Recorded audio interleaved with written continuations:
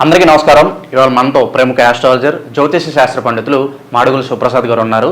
చివరిగా జూలై నెలలో మీనరాశి వారికి ఎలాంటి ఫలితాలు ఉండబోతున్నాయో వారి మాటలను తెలుసుకుందాం. గురుగారు నమస్కారం. గురుగారు, జూలై నెలలో మీనరాశి వారికి ఎలాంటి ఫలితాలు ఉండబోతున్నాయి కాస్త వివరించండి. శ్రీ మహాగణాధిపతయే నమః. ఐం మహాసరస్వత్యే నమః. శ్రీ లలితాంబికాదేవియే నమః. మాస ఫలాల కార్యక్రమములో భాగంగా ప్రతి నెల కూడా ఈ మాసములో 12 రాసుల వాళ్లకు ఎలా ఉంటుంది, ఏమిటి, ఎలా జరగబోతున్నాయి అనేటువంటి విషయము గురించి మనం ప్రతిసారి చెప్పుకుంటూనే ఉన్నాం. ఇప్పుడు కూడా జూలై మాసం అంతా కూడా ఎలా ఉంటుంది, ఈ జూలై మాసము అని మాసం అంటున్నాము కానీ మనము ఆంగ్లము పేరుతో మనము ఇంగ్లీష్ పదంతో మనం మాట్లాడుతున్నాము కానీ ఆషాఢమాసం అనేటువంటిది 6వ తేదీ నుండి ప్రారంభమవుతున్నది కాబట్టి జ్యేష్ఠమాసము అయిపోయి ఇక్కడ దక్షిణాయనము ఉత్తరాయణం అయిపోయి దక్షిణాయనము కూడా ప్రారంభమవుతుంది. కాబట్టి ఈ మార్పులు చేర్పులు అయనము ఎప్పుడైతే మార్పు జరుగుతుందో కూడా కొన్ని గ్రహాలు అనుకూలముగా కొంతమందికి చిన్న చిన్న స్వల్ప ఏదో మిశ్రమ ఫలితాలుగాను ఉంటాయి. అయితే ప్రతి వాళ్ళు కూడా వ్యక్తిగతమైనటువంటి జాతకాలు అనేటువంటివి చాలా అవసరం. ముఖ్యంగా అందరూ ఒకే లగ్నములో పుట్టి ఉండరు కదా.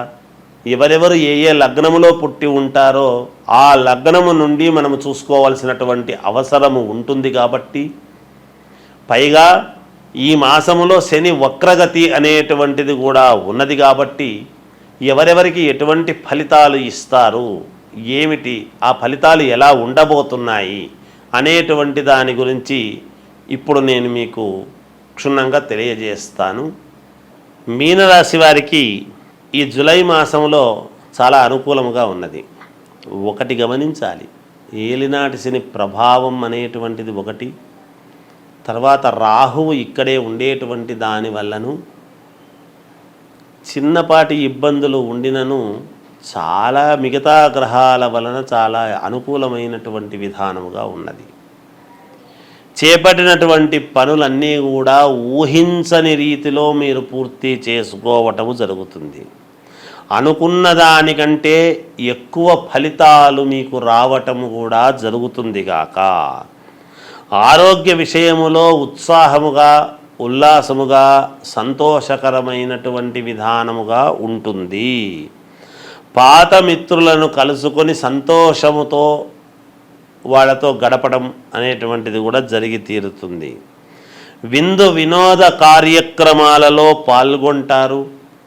తద్వారా చాలా సంతోషముగా మానసికమైనటువంటి ఉల్లాసంతో ఉంటారు గాక.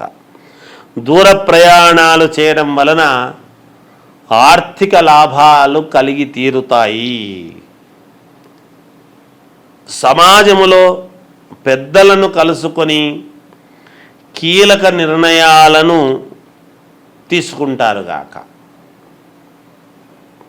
అన్ని వ్యవహారాలు మీకు అనుకున్నటువంటి విధముగా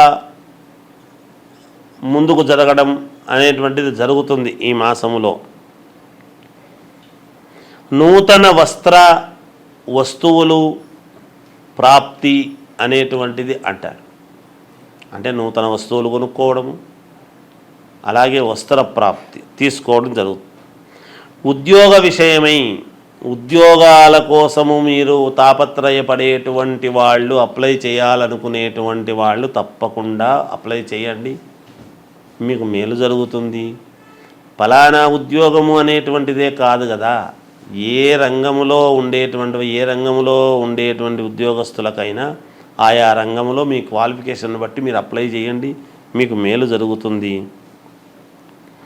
వ్యాపార పరంగా నూతన ఆలోచనలు అనేటువంటివి మీరు ఆలోచన చేసి అవి వెంటనే ఆచరణలో పెట్టడం కూడా జరుగుతుంది. అలాగే సానుకూలమైనటువంటి ఫలితాలు కూడా పొందుతారు. కీర్తి ప్రతిష్టలు పెరుగుతాయి గాక. శుభకార్య విషయమై మీరు దానికి సంబంధించినటువంటి దాని మీద శుభకార్యము విషయము మీద బాగా తిరగాల్సినటువంటి అవసరము ఏర్పడుతుంది ఈ మాసములో. ఏది ఏమైనా మీనరాశి వాళ్లకు చాలా యోగవంతముగా ఉంది అని తెలియజేస్తూ జయం. గురుగారు, అలాగే మీనరాశి వారు ఎటువంటి పరిహారాలు చేసుకుంటే వీళ్ళకి మంచి ఫలితాలు ఉంటాయి అంటారు? మీనరాశి వారికి ఎటువంటి ఈ పరిహారాలు చేసుకుంటే మంచి ఫలితాలు ఉంటాయి అంటే, మీ ఇంటి దేవుణ్ణి ఇష్టదేవుణ్ణి ఆరాధించండి, శివుణ్ణి ఆరాధించండి, పరమేశ్వరుణ్ణి సకలైశ్వర్య ప్రదాత పరమేశ్వరుణ్ణి ఆరాధించండి. తప్పకుండా మీకు మేలు జరిగి తీరుతుంది. జయోస్తు. జూలై నెలలో మీనరాశి వారికి ఎలాంటి ఫలితాలు ఉంటాయో తెలియజేసినందుకు ధన్యవాదాలు గురుగారు. జయోస్తు. అందరికీ నమస్కారం. ఇవాళ మనతో ప్రముఖ ఆస్ట్రాలజర్, జ్యోతిష శాస్త్ర పండితులు మాడుగుల శివప్రసాద్ గారు మనతో ఉన్నారు. డిప్యూటీ సీఎం పవన్ కళ్యాణ్ గారు ప్రజెంట్ వారాహి దీక్షలో ఉన్నారు. అసలు ఈ వారాహి దీక్ష అంటే ఏంటి, ఇది ఎలా చేస్తారు, చాలామందికి సందేహాలు ఉంటాయి. ఇప్పుడు ప్రజెంట్ పవన్ కళ్యాణ్ గారు ఈ దీక్ష చేయడం వల్ల అసలు ఈ అమ్మవారి దీక్ష గురించి ఇప్పుడు చాలామంది మాట్లాడుకుంటారు. వారాహి అమ్మవారి దీక్ష గురించి గురుగారు మాటలను తెలుసుకుందాం. గురుగారు నమస్కారం. ఆశీర్వచనం నాయన. గురుగారు, వారాహి దీక్ష ప్రజెంట్ పవన్ కళ్యాణ్ గారు ఆ దీక్షలో ఉన్నారు. అసలు ఈ దీక్ష ఎలా చేస్తారు, అసలు ఈ దీక్ష విశిష్టత ఏంటి, చాలామంది చాలా సందేహాలు ఉన్నాయి. మీ మాటలోనే వస్తాయి, చెప్పండి గురుగారు. శ్రీ మహాగణాధిపతయే నమః.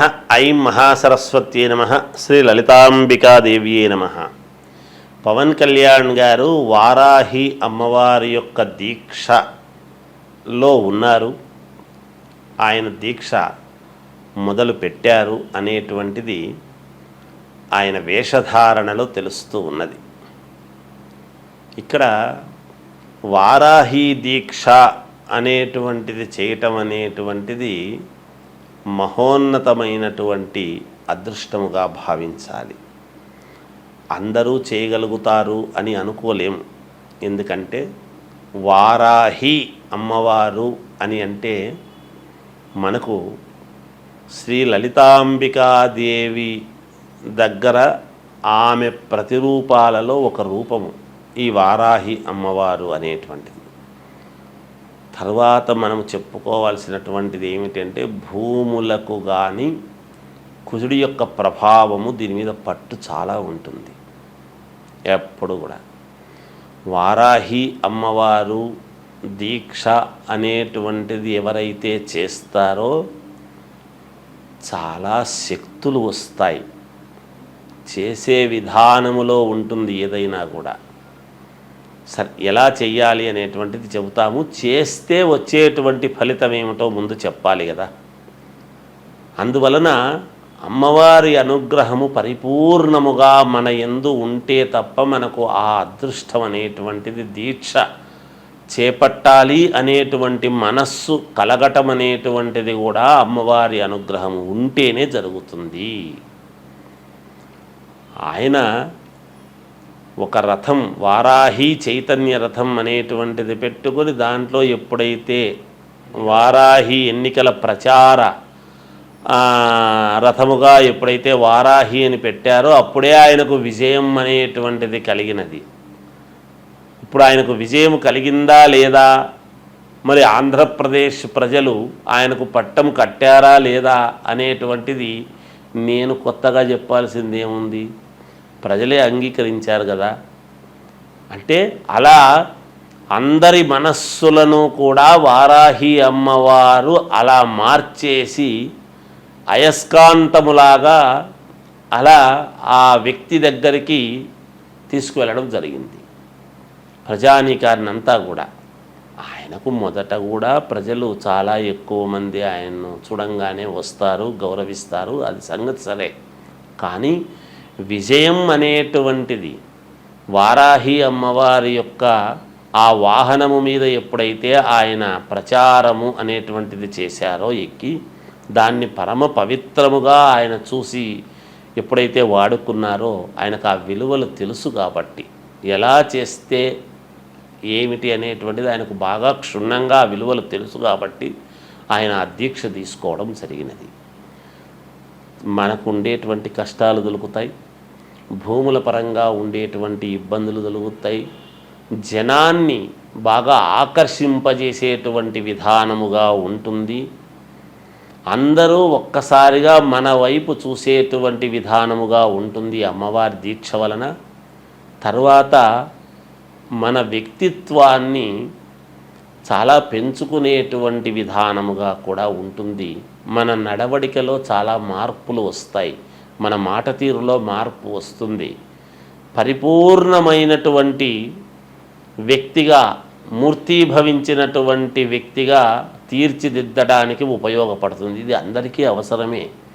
నిజంగా కూడా వారాహి అమ్మవారి దీక్ష తీసుకుని అందరూ కూడా సంతోషంగా చేసుకుంటే పుణ్యమైనటువంటి విధానమే. సరే, ఎప్పటి నుంచి ఎప్పటిదాకా తీసుకోవాలి అంటే, మామూలుగా గుప్త నవరాత్రులు అనేటువంటి భావన వచ్చినప్పుడు అమావాస్య అయిన మరుసటి రోజు జూలై 6వ తేదీ నాడు గనక మనము వేసుకొని మాల పౌర్ణమి వరకు ఉండటం అనేటువంటిది ఒక పద్ధతి. లేదా 11 రోజులు ఏకాదశి వరకు ఉండటం ఒక ఆనవాయితీ. ఆ తర్వాత 21 రోజు, 27 రోజులు, 41 రోజు, 54 రోజులు, 108 రోజులు మీరు ఉండగలిగినటువంటి పద్ధతి ప్రకారముగా వేసుకొనవచ్చును.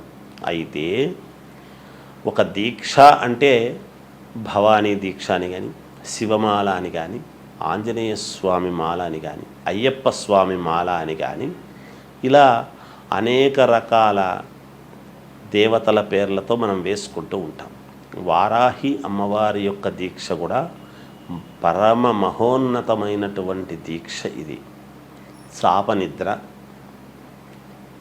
మామూలుగా బ్రహ్మచర్యము పఠించటము, తినటము అనేటువంటిది తక్కువగా, అల్పాహారముగా తినటము, ప్రతిరోజు కూడా అమ్మవారి అష్టోత్తరము కానీ, సహస్రనామావళి కానీ, అమ్మవారి ప్రతిమ పెట్టుకొని చేసుకోవటం, ఇవన్నీ కూడా ఉండి చేస్తూ ఉంటే నిత్యము నివేదన అమ్మవారికి అన్నీ చేస్తూ ఎప్పుడైతే ఉంటామో సర్వ కష్టాలు తీరుతాయి అని అంతరార్థం.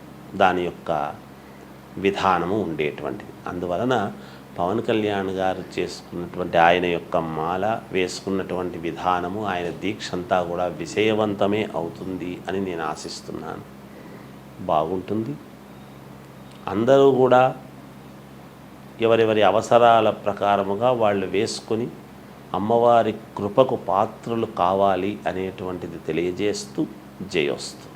అమ్మవారి ఆశీస్సులతో పవన్ కళ్యాణ్ గారు భారీగా విజయం సాధించారు. దీంతో ఈ దీక్ష గురించి చాలామందికి తెలుసుకోవాలని ఒక కుతూహలం అయితే ఏర్పడింది. అయితే ఈ వారాహి దీక్ష అనేది ఎలా చేయాలి, దీనివల్ల కలిగే ఫలితాలు ఏంటో తెలియజేసినందుకు ధన్యవాదాలు గురుగారు.